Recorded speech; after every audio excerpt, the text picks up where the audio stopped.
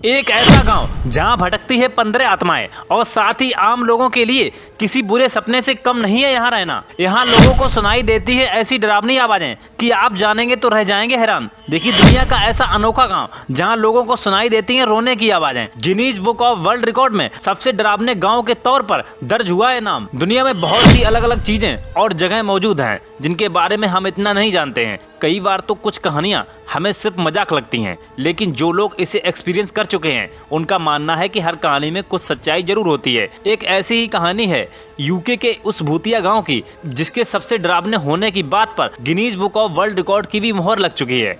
Daily star की reports के मुताबिक ये गांव साल 1989 में Guinness book of world record में सबसे डरावने गांव के तौर पर दर्ज हुआ था। यहाँ रहना आम लोगों के लिए किसी बुरे सपने से कम नहीं है। इस जगह पर कुल 1000 लोग रहते हैं, लेकिन उन्हें गांव में आने वाली अजीबोगरीब आवाजों की आदत पड़ चुकी है। कैंट में मौजूद पिलकली नाम के गांव को लेकर सबकी अपनी कहानियां हैं।